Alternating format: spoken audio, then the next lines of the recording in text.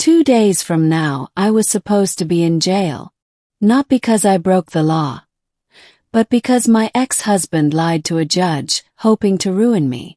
What he didn't expect was that I'd turn his own lies into the pettiest, most satisfying revenge of his life. If you've ever dreamed of turning the tables on someone who tried to destroy you, hit that like button, subscribe, and stick around. This story has betrayal, courtroom drama, and one gloriously stupid ex who never saw it coming. It was the early 90s. I was young, stubborn, and going through a brutal divorce in a small Texas town where the legal system still catered to the good old boys club. Think cowboy boots under courtroom benches, and judges who side-eyed women for speaking up. My marriage had started with hope, but it didn't take long for my ex to show his true colors: controlling, bitter, and entitled. When I finally had the courage to end it, he couldn't handle the humiliation. And when I told him he wasn't getting the house, my house, the one I owned before we were even married, that was his breaking point. He moved out, but not quietly. One night, I came home to find my closet slashed apart, my clothes destroyed, my jewelry twisted, broken, the bedroom torn to shreds like a wild animal had ransacked it. I knew who did it. Course I did. But could I prove it? No. He was careful like that. Cowardly careful. Then came divorce court. That's when things turned from bad to insane.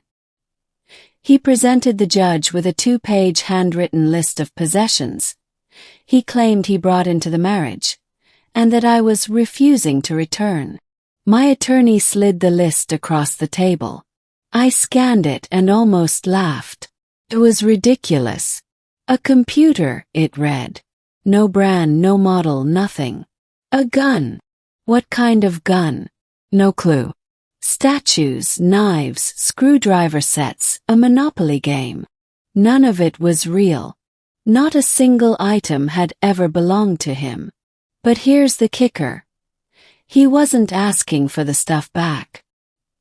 He wanted me jailed for contempt if I didn't return the items. The judge gave me a choice: pay $2,000 for items I didn't have, or go to jail. My friends pleaded with me. Just pay it, they said. It's not worth jail. But something inside me snapped. It wasn't just the money. It was the principle. He wanted me behind bars. He wanted to break me. And he thought I'd just give in. Absolutely not. Then, a friend of mine had an idea. A brilliant, petty, legally bulletproof idea. She took a look at his fake list and said, "These descriptions are so vague. Why not just replace everything with junk?" And that's exactly what I did. I made it my mission. A one-woman scavenger hunt for justice. I hit pawnshops, garage sales, and thrift stores across town. And every time I walked in, I told the same story. Hey, I'm on a scavenger hunt.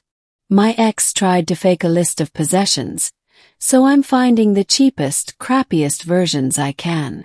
People loved it. They helped me find the worst knockoff junk imaginable. Want to hear what I boxed up for him? The gun. A rusted old cap gun. The screwdriver set. Rusted and missing half the pieces. The statue. I made one myself, out of clay. It looked like a melted potato. The clothes. Straight from Goodwill's reject bin. Think. Stained velour and shoulder pads from hell. The camping gear. An old tin pan, a soggy book of matches, and a tarp the size of a hand towel. The Monopoly game. Just the board. No pieces. No box. Just the board. We laughed ourselves sick boxing it all up. And just to be safe, we videotaped every item, every label, every miserable little piece of trash.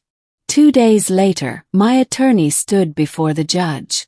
"Your Honor," she said sweetly, "my client located these items in her attic. We hadn't realized they were there.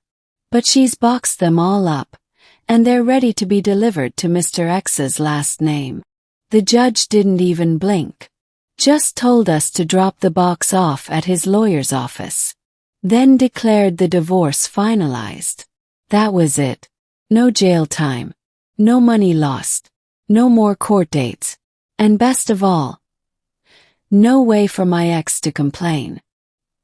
He couldn't exactly stand up and shout, "Wait, this isn't my cap gun. My Monopoly board had hotels." Why? Because the items never existed in the first place. I never got to see his face when he opened that box. But God, do I wish I had. I imagine the moment often. Him tearing open the cardboard, expecting to see valuable goods, and instead staring down at a busted clay statue, a Goodwill tarp, and a Monopoly board with a coffee stain the size of Texas. There was nothing he could say. Nothing he could do. He had lied, and I gave him exactly what he asked for, just not how he imagined. And 30 years later, I still smile every time I think about it. Sometimes, the sweetest justice doesn't come from yelling or fighting back. It comes from calmly, quietly showing someone just how stupid they were to underestimate you. He tried to use the system to trap me and got a box of garbage instead. Poetic, isn't it? If this story made you cheer, laugh, or scream, hit that like button and subscribe for more revenge stories just like this. And tell us in the comments, what's the pettiest, most brilliant revenge you've ever seen or done? Because sometimes, karma just needs a little help.